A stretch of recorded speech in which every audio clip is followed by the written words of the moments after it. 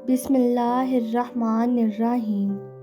Novel عشق از قلم حدیقہ خان، قسط number 8۔ Don't copy without my permission. وہ ریڈی ہو کر باہر آیا تو ہر طرف افراتفری مچی ہوئی تھی۔ فاروق اور میر حاتم کی سرخ ہوتی آنکھیں اور قہربار آواز اس بات کا ثبوت دے رہی تھی کہ ضرور کچھ برا ہوا ہے۔ وہ دوڑتا ہوا ان کے پاس چلا آیا۔ میر نے اشارے سے اسے چپ رہنے کا کہا۔ تھوڑی دیر بعد جب کال بند ہوئی تو احسن نے پریشانی ظاہر کرتے پوچھا، یہاں کیا چل رہا ہے اور یہ گارڈز اتنے جلدی میں کہاں جا رہے ہیں، اور آپ دونوں اتنے غصے میں کیوں ہیں؟ آخر ہوا کیا ہے؟ وہ میر حاتم کو موقع دیے بغیر ایک کے بعد ایک سوال کرتا جا رہا تھا۔ تب میر حاتم نے احسن کا کندھا غصے سے دبوچتے ہوئے کہا، کل رات ہمارے پینٹ ہاؤس میں بلاسٹ ہوا ہے یا کروایا گیا ہے۔ یہ وہی پینٹ ہاؤس تھا جہاں یہ لوگ بے دردی سے لوگوں کا قتل کر کے ان کے اعضاء نکال کر اسے بڑے سے ریفریجریٹر میں رکھتے تھے اور پھر انہیں دنیا بھر میں اسمگل کرتے تھے۔ بلاسٹ کی وجہ سے وہاں موجود ہر چیز تباہ ہو گئی تھی اور انہیں $ملین کا نقصان ہوا تھا۔ میر حاتم اتنی جلدی یہ نقصان بھولنے والے نہیں تھے۔ کچھ دن بعد ان کی ایک بہت بڑی ڈیل ہونے والی تھی۔ میر حاتم نے سخت ہدایت دی تھی احسن کو کہ وہ اپنی آنکھیں اور کان کھلے رکھے تاکہ کسی قسم کی کوئی کوتاہی نہ ہو۔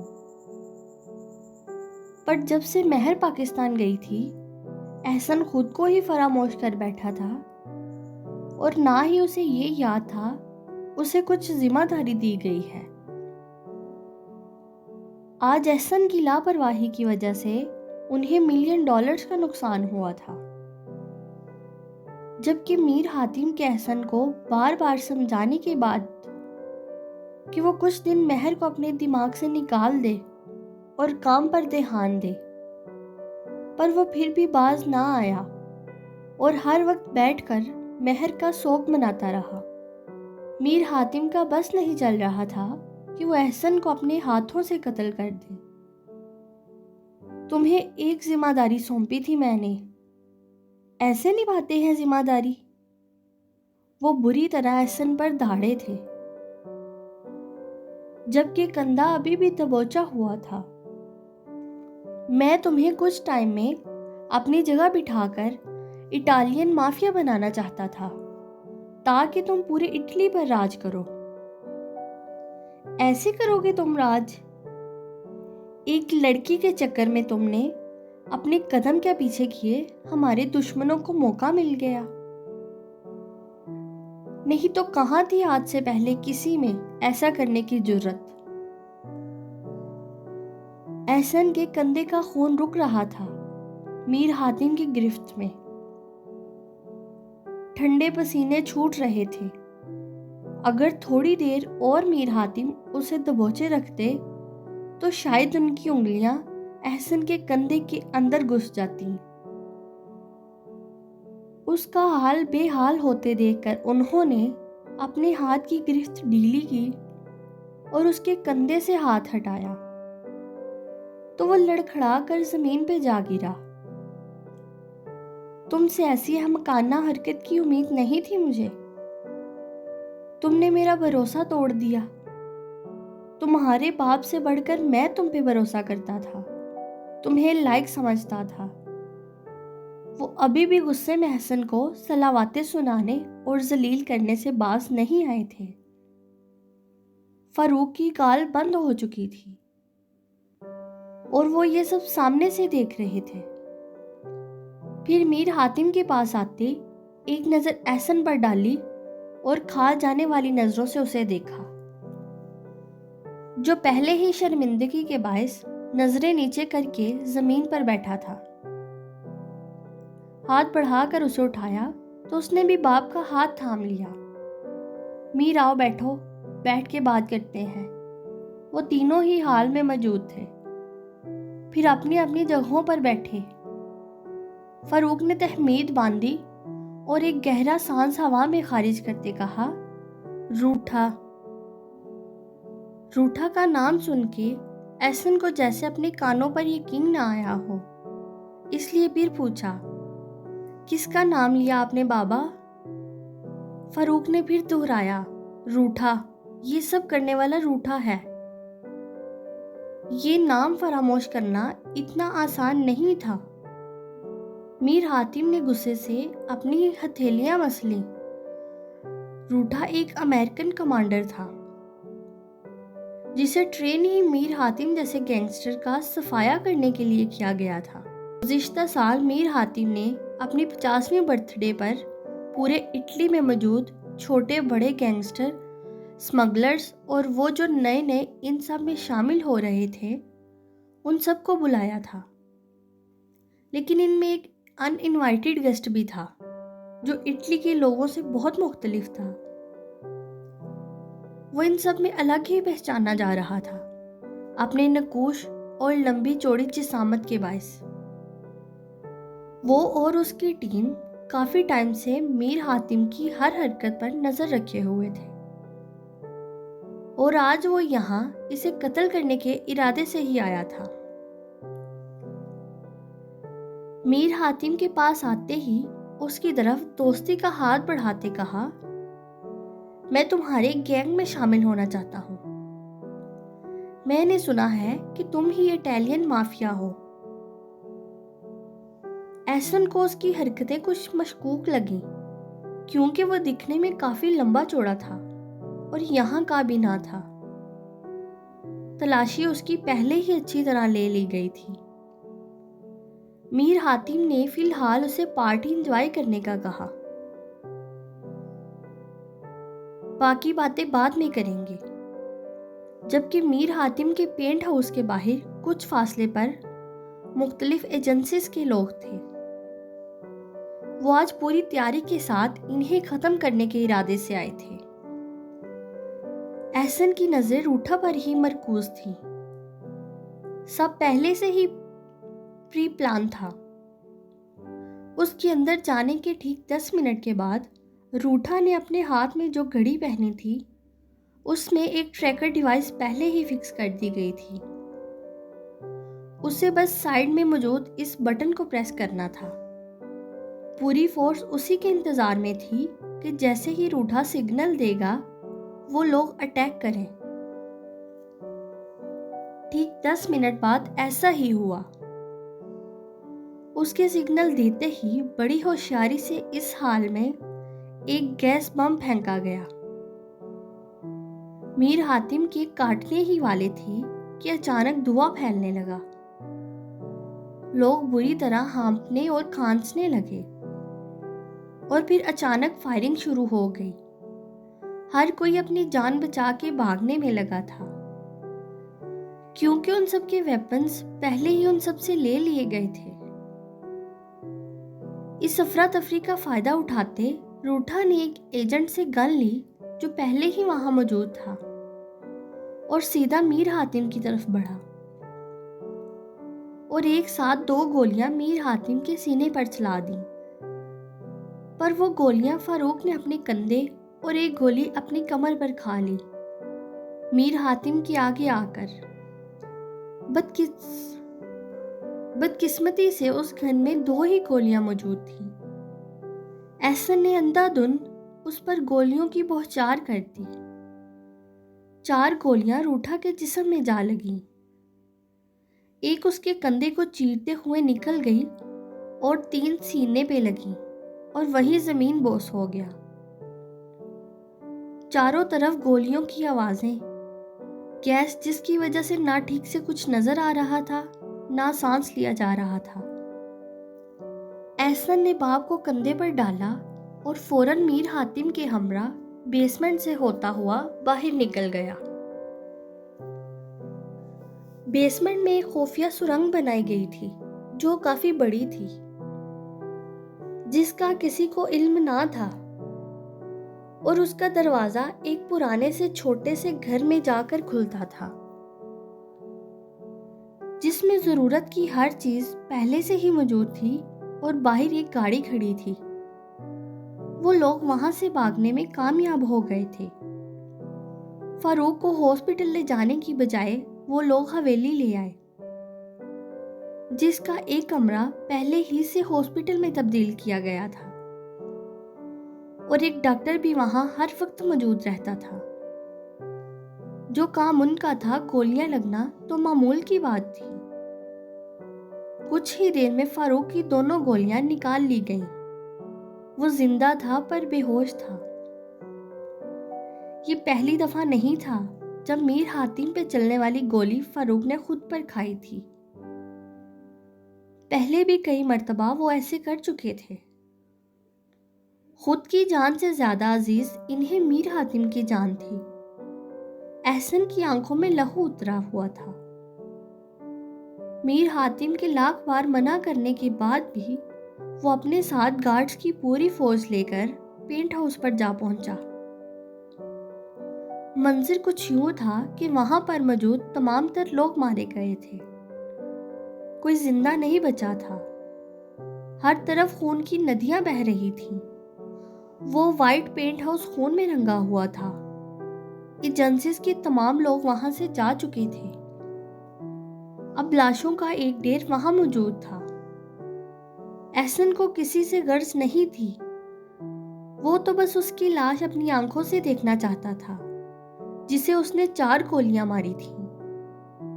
وہ ایک ایک لاش اپنے پاؤں سے ہٹاتا ہوا پورے حال میں دیکھنے لگا، پر روٹھا کی لاش کہیں نہ ملی۔ 60 سے زائد لوگوں کی لاشوں میں اسے روٹھا کہیں نظر نہیں آیا۔ مطلب وہ زندہ تھا۔ ایجنسی کے لوگ اسے اٹھا کر لے گئے تھے۔ احسن کا پارا غصے سے ہائے ہوا تھا۔ ایک زوردار دھاڑ کے ساتھ سامنے سے ایک بڑا سا واز اٹھا کر اس نے زمین پر دے مارا، لمحے بھر میں جس کے ٹکڑے ٹکڑے ہو گئے تھے۔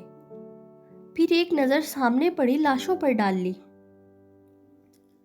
وہاں موجود گارڈ سے کہا، میں بیسمنٹ میں جا رہا ہوں، ایک ایک کر کے ان سب لاشوں کو وہاں لے کر آؤ۔ 2 دن تک وہ بیسمنٹ میں ہی رہا، بھوکا پیاسا۔ اپنے اندر کے جنون اور غصے کو ختم کرنے کے لیے ان تمام لاشوں کے ایک ایک اعضاء کو الگ کرا اور انہیں سنبھال کر ریفریجریٹر میں محفوظ کر دیا، اور باقی جسم جو کسی کام کا نہیں تھا ان سب کو ایک جگہ جمع کر کے آگ لگا دی۔ کچھ دیر کھڑا اس آگ کو دیکھتا رہا جس میں سے انتہائی ناقابل برداشت بدبو اٹھ رہی تھی۔ ایک گارڈ سے مخاطب ہوا، میں کل یہاں واپس آؤں تو مجھے یہ پورا پینٹ ہاؤس پہلے جیسا چاہیے۔ ان گارڈز کے لیے یہ معمول کی بات تھی۔ صاف صفائی کا کام وہی لوگ کرتے تھے، اس لیے اس نے اسبات میں سر ہلا دیا۔ کہاں کسی کی اتنی ہمت تھی جو اس درندے کے آگے کچھ بول سکے۔ خون میں لت پت بکھرے بال، 2 دن سے اس کا یہی حال تھا۔ پہلے وہ اس گھر میں گیا جو پینٹ ہاؤس سے کچھ فاصلے پر موجود تھا، جہاں ضرورت کی ہر چیز پہلے سے ہی موجود تھی۔ خود کو صاف کیا، کپڑے تبدیل کیے اور اپنے کپڑوں کو ایک ڈرم میں ڈال کر آگ لگا دی۔ پھر باہر آ کر گاڑی میں بیٹھا اور گھر کی طرف روانہ ہو گیا۔ حویلی آتے ہی سیدھا اپنے روم کی جانب بڑھا۔ روم میں داخل ہوتے ہی وہ باتھ روم میں گھس گیا۔ کافی دیر تک شاور لینے کے بعد خود کو پہلے کی طرح ریڈی کر کے وہ فاروق کے پاس آیا۔ جہاں پہلے سے ہی مہر بیٹھی فاروق کو سوپ پلا رہی تھی۔ احسن کو آتے دیکھ کر لپک کر اس سے سینے سے جا لگی اور پھوٹ پھوٹ کے رو دی، دیکھو نا احسن، چاچو کو کیا ہو گیا ہے۔ اور تم 2 دن سے کہاں تھے؟ کتنی کالز کی میں نے تمہیں؟ کس نے چاچو پر حملہ کیا ہے؟ وہ احسن کے سینے سے لگی مسلسل رو رہی تھی، جبکہ احسن سپاٹ چہرے کے ساتھ اپنے زخمی باپ کو دیکھ رہا تھا۔ اب اسے کیا کہتا کہ اس کے باپ پر چلنے والی گولی میرے باپ نے خود پر کھا لی۔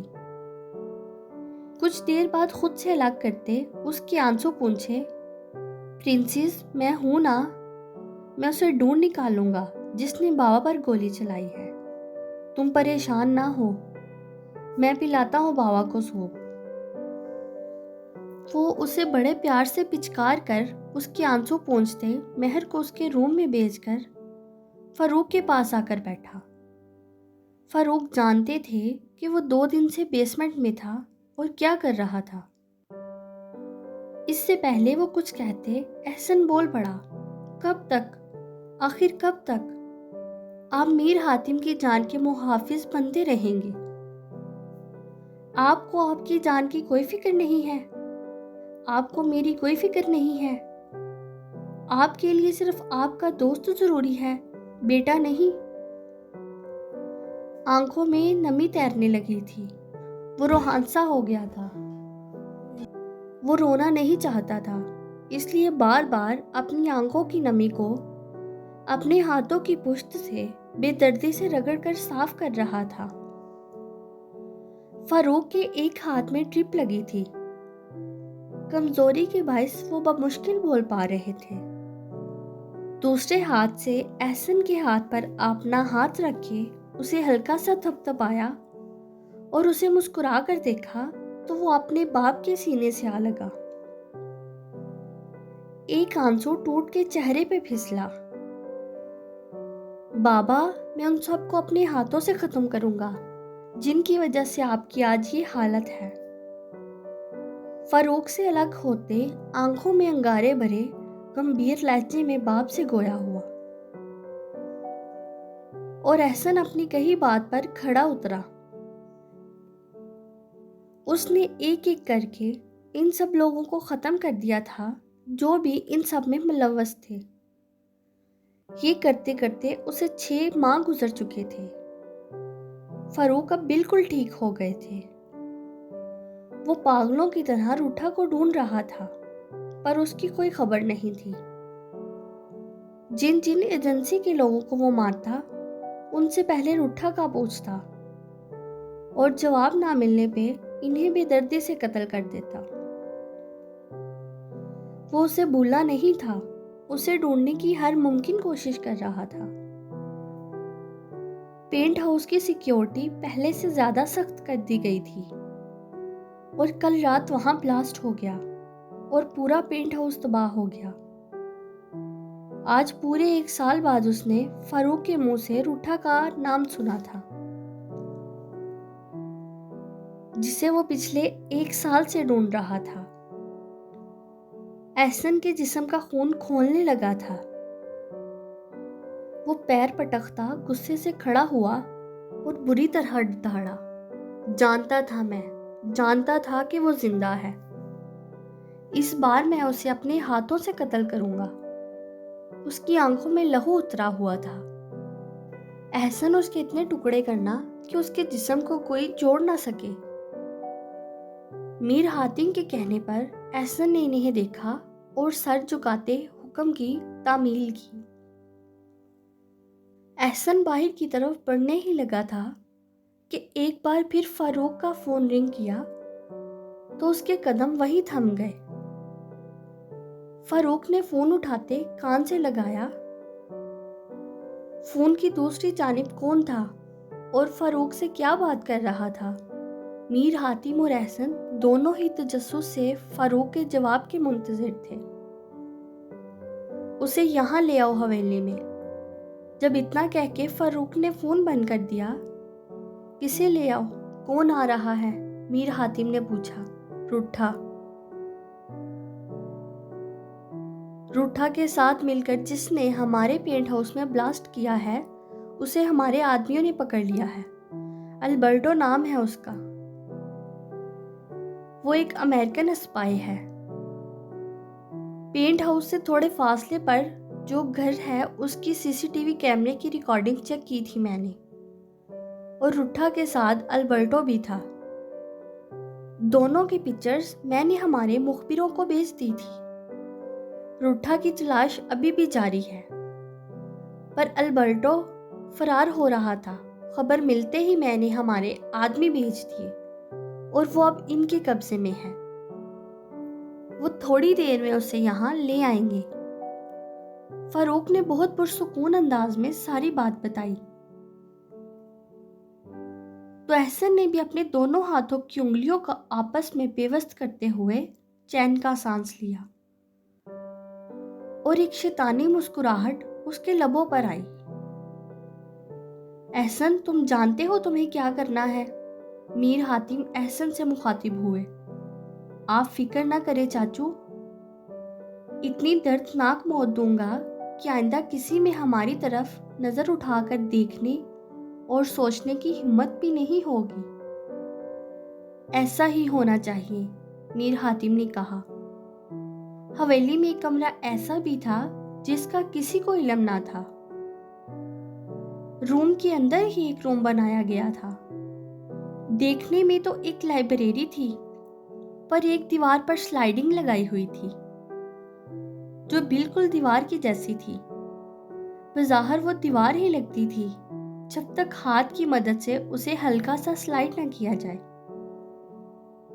उसके अंदर एक खाली कमरा था जहां मौजूद एक बड़ी सी लकड़ी की टेबल रखी गई थी जिस पर एक बड़ा सा बैग पड़ा हुआ था। 2 चेयर्स रखी थी और सामने एक बड़ा सा रेफ्रिजरेटर रखा था, बिल्कुल वैसे ही जैसे बेसमेंट में था जिसमें ये लोगों के अज़ार रखते थे, जो पहले से ही ऑन था। और ये कमरा साउंड प्रूफ था। ये इनका टॉर्चर रूम था और जिसे ये लोग बहुत कम इस्तेमाल करते थे। महर की गैर मौजूदगी में आज काफ़ी टाइम बाद ये टॉर्चर रूम खोला गया था। 15 मिनट के बाद ही गार्ड्स अल्बर्टो को लेके हाजिर हो गए। फ्रूक के स्ट्रिक्ट ऑर्डर्स थे कि उसे कोई हाथ नहीं लगाएगा। गार्ड्स उसे सही सलामत इस टॉर्चर रूम तक ले आए थे। सर पर काला मास्क था, मुंह पर टेप और हाथों पर रस्सी बांधी गई थी। फारूक और मीर हातिम पहले से वहां बैठे थे, जबकि एहसन वो बैग हाथ में लिए खड़ा था जिसमें हर साइज के ब्लेड्स और नाइफ थे। मास्क हटाओ इसका, एहसन ने गार्ड से कहा, तो एक ने बढ़कर उसके सर से मास्क उतारा। काफी तेज रोशनी आंखों पर पड़ते ही उसने आंखें मीच के आहिस्ता आहिस्ता दोबारा खोली और सामने खड़े एहसन और फिर फारूक और मीर को देखकर बुखलाकर थोड़ा सा पीछे हुआ, गिरने से बचा। पैर लरज रहे थे।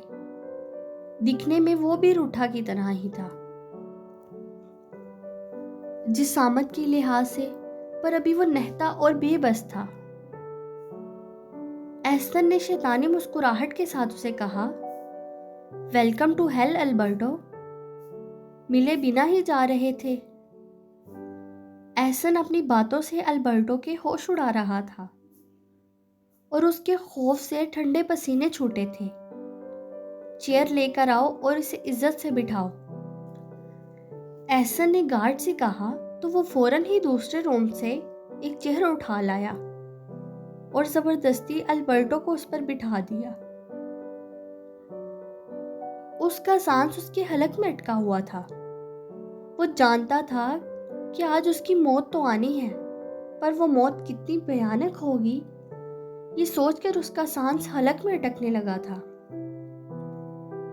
एहसन उसके पास आया, एक पांव उसकी चेयर पे रखकर थोड़ा सा झुकते हुए कहा, मैं एक सवाल करूंगा, अगर सही जवाब दे दिया तो एक गोली में तुम्हारा किस्सा तमाम कर दूंगा, और अगर गलत जवाब दिया तो तुम्हारे जिस्म का एक एक अज़ा अलग कर दूंगा। तब भी तुम्हें मौत नहीं दूंगा। तुम इसी दर्द में तड़प तड़प के मरोगे।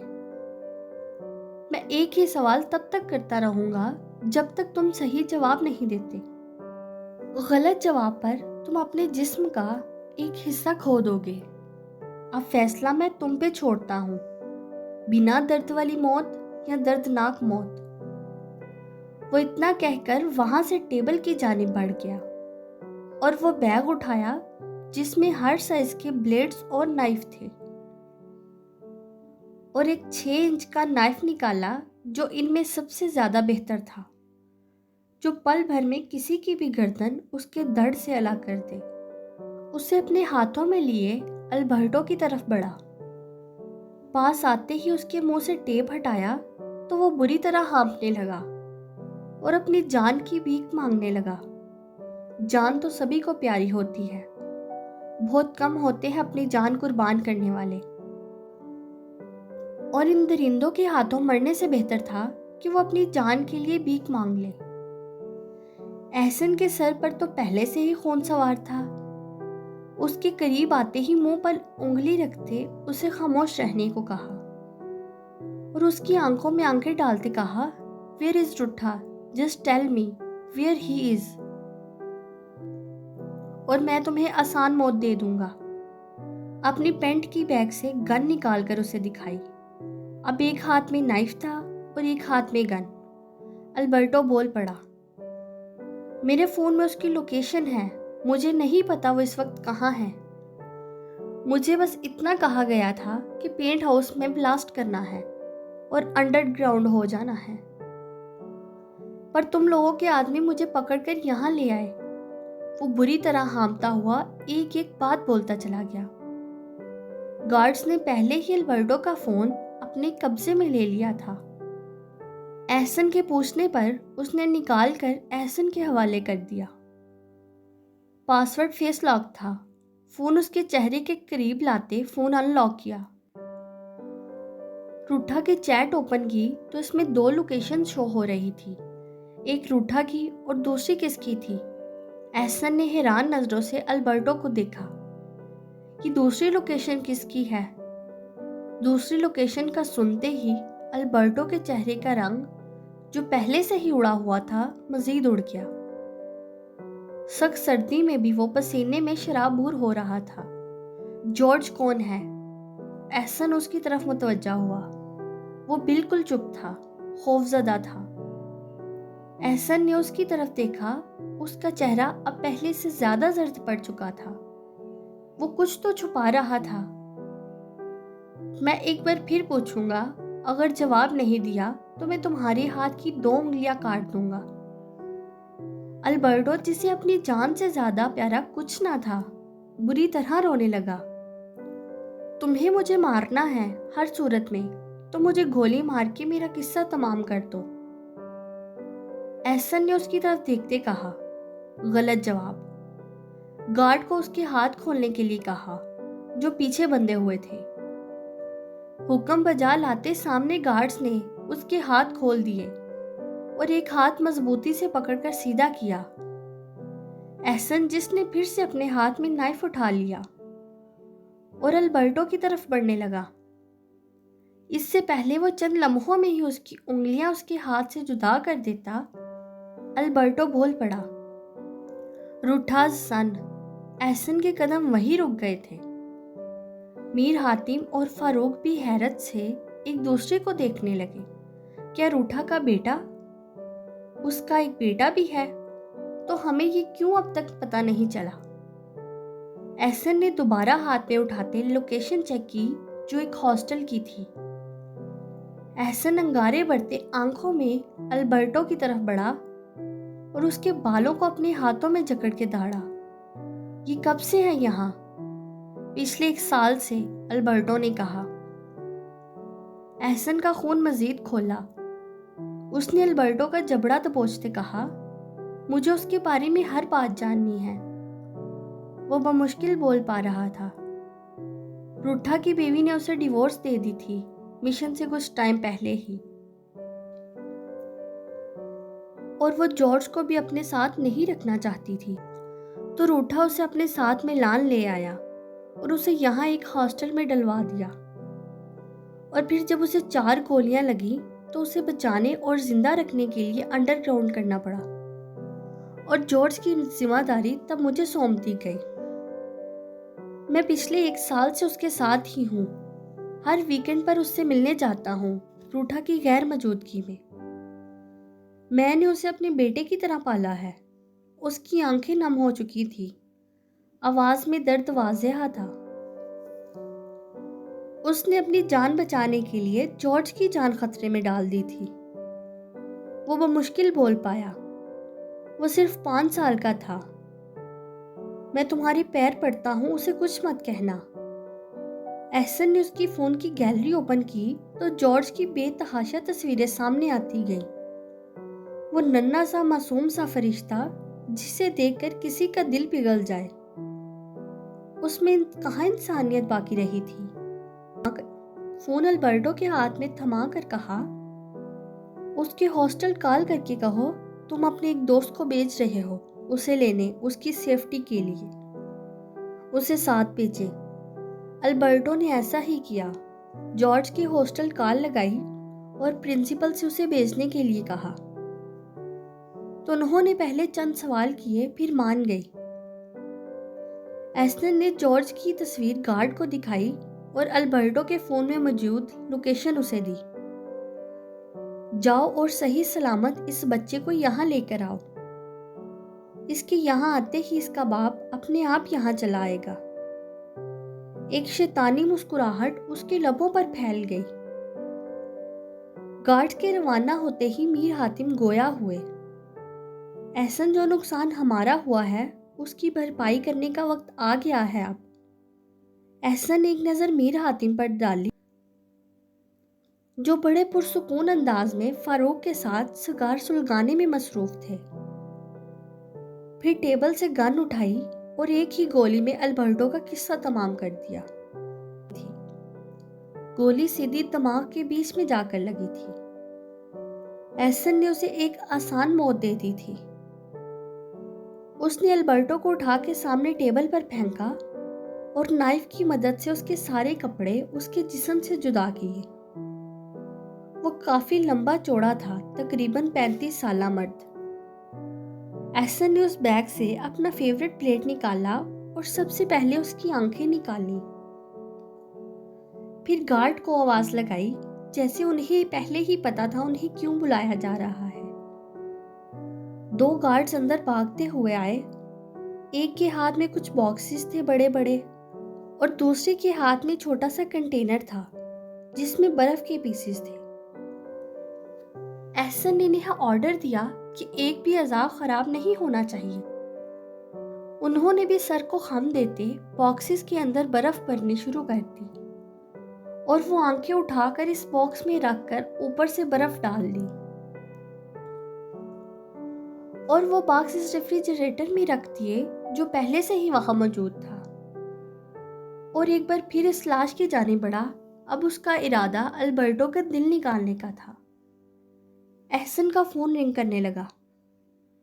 तकरीबन 45 मिनट के बाद गार्ड ने उसे खबर दी कि वो जॉर्ज को लेकर आ रहे हैं। एहसन के लबों पर मुस्कुराहट फैली थी। उसने अल्बर्टो के फोन से पहले ही रूठा का नंबर अपने फोन में सेव कर लिया था। उसने अल्बर्टो की पिक्चर, जिसका चेहरा खून से तर था और दोनों आंखें निकाल ली गई थी, उसके नीचे लिखा, तुम्हारे पास सिर्फ 30 मिनट है। तुम्हारा 5 साला बेटा जॉर्ज मेरे पास है। अगर चाहते हो मैं उसका भी ये हाल ना करूं तो बिना किसी होशियारी के हवेली आ जाओ, वरना ठीक 30 मिनट बाद तुम्हें सेम यही पिक्चर भेजूंगा, पर अब की बार तुम्हारे दोस्त की जगह तुम्हारा बेटा होगा। ये लिखकर रूठा को व्हाट्सएप पर सेंड कर दिया। वो शायद अल्बर्टो के फोन या मैसेज के इंतजार में था, इसलिए फौरन ही मैसेज सेंड किया। एहसन मसनूई हंसा। मछली अब फंसी है जाल में, वो बड़बड़ाया। रूठा ने कोई जवाब नहीं दिया। एहसन एक बार फिर अल्बर्टो की तरफ पलटा और उसके जिस्म से बारी बारी एक अज़ा अलग करने में मसरूफ हो गया। मैसेज मिलते ही रूठा के पैरों के नीचे से जमीन निकल गई थी। अल्बर्टो का ऐसा हाल देखकर اس کے ماتھے پر کئی بل پڑے تھے۔ اس کا ایک اکلوتا بیٹا، اس کا خیال آتے ہی اس نے فوراً ہاسٹل فون لگایا اور پرنسپل سے انکوائری لی، تو انہوں نے بتایا کہ البرٹو کی کال آئی تھی کہ وہ اپنے فرینڈ کو بھیج رہا ہے جارج کی سیفٹی کے لیے۔ میں نے سب کچھ اس سے کلیئر کر کے جارج کو بھیج دیا، کیونکہ روٹھا کی غیر موجودگی میں البرٹو اس کا گارڈین تھا۔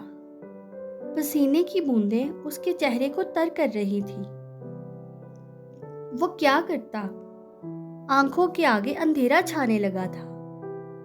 فون بند کرنے کے بعد وہ زمین پر اکڑو بیٹھا، اپنے دونوں ہاتھوں سے اپنا سر تھامتا چیخنے لگا۔ اگر وہ وہاں نہ گیا تو وہ درندے اس کے معصوم بچے کو بے دردی سے قتل کر دیں گے۔ نہ وہ کسی کی مدد لے سکتا تھا، نہ ہی کسی کو بتا سکتا تھا۔ موت تو اس کی آج آنی تھی، پر اس بات کی کیا گارنٹی تھی کہ وہ لوگ جارج کو چھوڑ دیں؟ وہ بری طرح پھنس چکا تھا۔ اس نے ایک نظر گھڑی پر ڈالی، پھر بھاگتا ہوا گاڑی تک آیا اور فل سپیڈ میں گاڑی بھگانی شروع کر دی۔ البرٹو کی ساری انتڑیاں باہر آ چکی تھی۔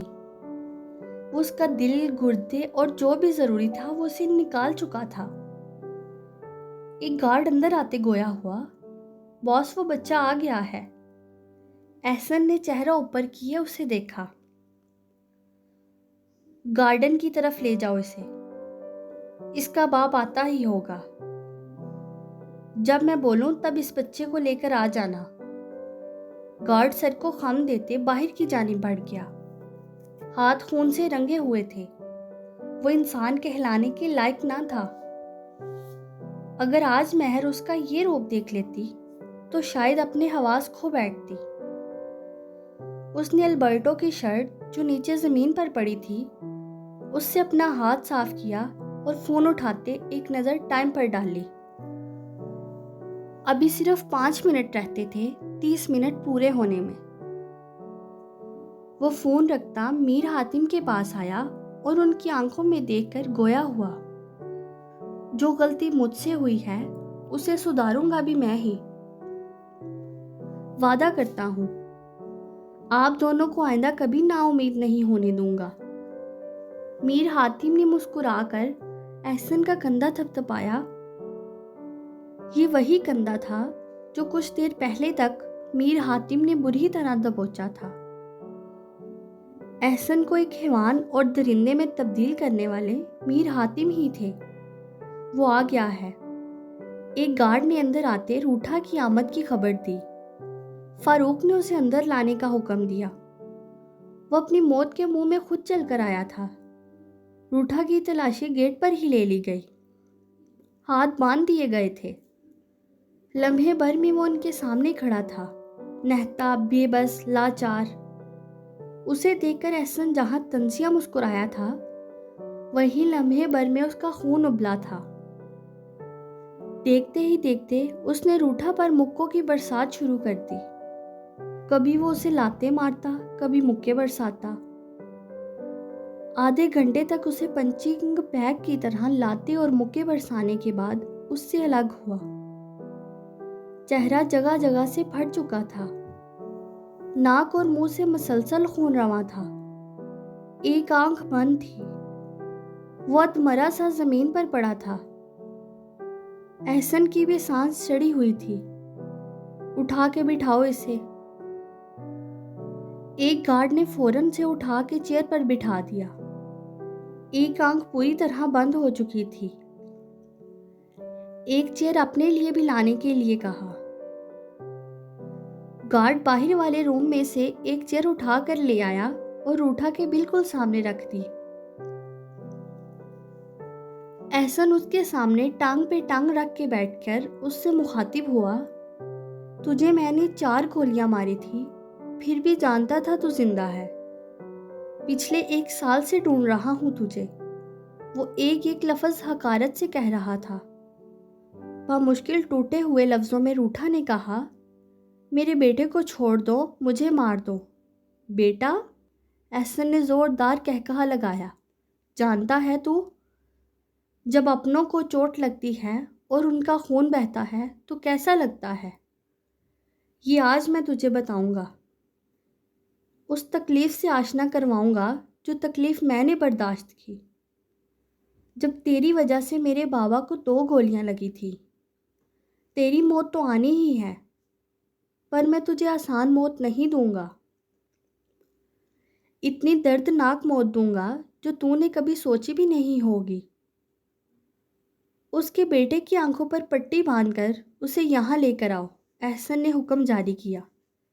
بیٹا، بیٹے کا سنتے ہی روٹھا فوراً احسن کے پیروں میں گر گیا۔ میرے بیٹے کو چھوڑ دو، چھوڑ دو اس معصوم کو۔ وہ بلک بلک کے رونے لگا۔ احسن نے رحم کرنا کبھی سیکھا ہی نہیں تھا۔ اس نے روٹھا کو ایک زوردار لات ماری تو وہ گھسیٹتا ہوا چیئر کے پاس آ کر رکا۔ 2 گارڈز اندر آئے، ایک نے جارج کا ہاتھ پکڑا ہوا تھا جب اس کی آنکھوں پر پٹی بندھی ہوئی تھی۔ احسن نے اسے کھینچ کر اپنے پاس کرا، جس پر وہ زور سے چیخا، اٹس ہرٹس، اور خود اس کے پیچھے کھڑا ہو گیا۔ اسے اٹھا کے چیئر پر بٹھاؤ، احسن نے گارڈ سے کہا۔ میں نے کہا تھا نا، تجھے ایسی موت دوں گا کہ تیری روح تک کانپ اٹھے گی۔ اس نے ایک ہاتھ میں وہ 6 انچ کا نائف اٹھایا اور روٹھا کی آنکھوں میں دیکھ کر ایک طنزیہ ہنسا۔ اپنوں کو کھونے کا درد کیا ہوتا ہے یہ تجھے میں بتاؤں گا۔ اور لمحے بھر میں اس نے وہ نائف جارج کی گردن پر پھیر دی۔ ایک خون کا فوارہ نکلا جس نے احسن کے ہاتھوں کو خون میں رنگ دیا۔ روٹھا تڑپ اٹھا، اس کی دردناک چیخوں سے اس ٹارچر روم کی دیواریں دہل اٹھی تھیں۔ اس کے معصوم سے بچے کا قتل اس کی آنکھوں کے سامنے کیا گیا تھا۔ روٹھا کی آواز مسلسل چیخنے اور رونے کے باعث اب حلق میں ہی دم توڑ چکی تھی۔ آنکھوں کی پتلی ساکت ہو گئی تھی۔ ایک آنکھ ویسی بند تھی اور جو آنکھ کھلی تھی اس کے سامنے اس کے معصوم بچے کی لاش پڑی تھی، جس کے چاروں اطراف خون بہہ رہا تھا۔ وہ شاید پہلا دنیا کا ایسا بے بس باپ تھا جس کے 5 سالہ بچے کا قتل اس کی آنکھوں کے سامنے ہوا تھا، اور وہ کچھ کر بھی نہ پایا۔ پر اتنے میں احسن نماد درندے کا دل کہاں بھرنے والا تھا؟ درندگی کی ساری حد تو تب ختم ہوئی جب احسن نے اس نائف سے اس 5 سالہ بچے کے سارے کپڑے چیر کر اس خنجر کو اس کے سینے میں اتارا اور اس کا دل نوچ کے باہر نکالا، جیسے بھیڑیے اپنے شکار کے ساتھ کرتے ہیں۔ وہ بھی تو ایک بھیڑیا ہی تھا، یا شاید اس سے بھی بدتر۔ روٹھا کسی مجسمے کی طرح بیٹھا تھا، زندہ لاش بن کر۔ اس کا دل اٹھا کے ہوا میں اچھالا، پھر کیچ کیا، پھر اسے ایک گارڈ کی طرف پھینکا جیسے بال کو پھینکتے ہیں۔ اس نے بھی ویسے ہی کیچ کیا اور اسے ایک برف کے بھرے باکس میں رکھ کر ریفریجریٹر میں رکھ دیا۔ وہ روٹھا کی طرف مڑا، اب تیری باری ہے۔ اس نے اس زندہ انسان کے پہلے دونوں ہاتھ کاٹے، پھر پیر، اس کے بعد اس کا گلا کاٹا۔ روٹھا کے جسم سے اس کی روح تو اسی وقت نکل گئی تھی جب اس کے بیٹے کا قتل اس کی آنکھوں کے سامنے ہوا تھا۔ وہ تو بس ایک زندہ لاش بن کے رہ گیا تھا۔ احسن کے اس پر اتنا ظلم ڈھانے پہ اس کے منہ سے ایک آواز تک نہ نکلی۔ احسن نے اس کے جسم کے بھی تمام اعضاء اسی طرح نکالے جیسے البرٹو کے نکالے تھے۔ جسم کی بھی تمام تر انتڑیاں باہر کو پڑی تھیں۔ اس نے اس 5 سالہ بچے کے جسم کے بھی چھوٹے چھوٹے ٹکڑے کیے، جیسے کسائی ایک جانور کے کرتے ہیں، اور وہاں موجود گارڈز کو بلایا۔ ان سب کے ٹکڑوں کو اٹھاؤ اور جس مشین سے کیما نکالتے ہیں ان سب کا بھی یہی کرو، اور یہاں موجود جتنے بھی کتے ہیں ان سب کے آگے ڈال دو۔ ایسی موت، ایسی موت کہ ان سب کے اعضاء نکال کے ان کے ٹکڑے کیے اور اب ان کا کیما بنوا کر کتوں کے آگے ڈلوانے کا حکم دے رہا تھا۔ انہوں نے بھی فوراً سے پہلے سر اسبات میں ہلاتے بڑے بڑے پلاسٹک بیگز میں ان ٹکڑوں کو بھرنا شروع کر دیا اور وہاں سے چلتے بنے۔ میر حاتم کافی دیر بعد اپنی کرسی سے اٹھے اور احسن کی طرف آئے اور اس کا کندھا تھپک کر اسے شاباشی دی۔ اگلے ہفتے ہم ایک بہت بڑی پارٹی رکھیں گے اور تب میں یہ اناؤنس کروں گا کہ اب تم نئے اٹالین مافیا ہو۔ اتنا کہہ کر انہوں نے احسن کا ماتھا چوما اور وہاں سے چل دیے۔ احسن فاروق کو دیکھ کر مسکرایا اور فاروق بھی، جو وہ خود نہ بن سکے اب وہ ان کا بیٹا بننے جا رہا تھا۔ پہلے تو وہ درندہ تھا، حیوان تھا، انسان کی کھال میں چھپا ایک بھیڑیا تھا، پر اب وہ صحیح معنوں میں ایک فرعون بننے جا رہا تھا۔ فرعون جس کے انجام سے ہم سب واقف ہیں۔ اس نے بھی ظلم کی انتہا کر دی اور انجام اسے سمندر تک نے اپنے اندر جگہ نہیں دی اور نکال باہر پھینکا، اور نہ ہی اسے قبر نصیب ہوئی، اور آج وہ ہم سب کے لیے عبرت کا ایک نشان بن کر رہ گیا ہے، نمائش کے لیے۔ ان لوگوں کے لیے جو دنیا میں خود کو فرعون سمجھتے ہیں پر اس کے انجام سے ناواقف ہیں، ایسے لوگوں کے لیے اسے عبرت کا نشان بنایا گیا، اور یقیناً احسن کا انجام بھی دنیا کے لیے ایک عبرت کا نشان بننے والا تھا، کیونکہ احسن جیسے فرعونوں سے اللہ پاک خود حساب لیتے ہیں۔ دنیا والے ان کا کچھ بھی نہیں بگاڑ سکتے۔ تب اللہ کا قہر ان پر نازل ہوتا ہے۔ بے شک ہمارا رب ہر چیز پر قادر ہے۔ جاری ہے۔ سو ریڈرز، یہ تھی ناول عشق کی ایپیسوڈ 8۔ مجھے پتا ہے کچھ لوگوں کا مجھے قتل کرنے کا دل چاہ رہا ہوگا ایپیسوڈ پڑھ کے، کچھ لوگوں کو ایپیسوڈ پسند نہیں آئی ہوگی، پر یہ ناول کا ایک بہت امپورٹنٹ پارٹ ہے جسے لکھنا میرے لیے بالکل بھی آسان نہ تھا، جسے میں نے اپنی ناول میں لکھا ہے۔ امید کرتی ہوں آپ اسے سمجھیں گے اور ناول کو ناول کی طرح ہی لیں گے۔ اپنا ریویو دینا مت بھولیے گا۔ میں شدت سے آپ لوگوں کے کمنٹس کا ویٹ کروں گی۔ لائک اینڈ سبسکرائب کرنا مت بھولیے گا۔ امید کرتی ہوں آپ سب کو ایپیسوڈ پسند آئی ہوگی۔ آپ سب کے سپورٹ کی بہت ضرورت ہے۔ دعاؤں میں یاد رکھیے گا۔ آپ کی رائٹر حدیقہ خان۔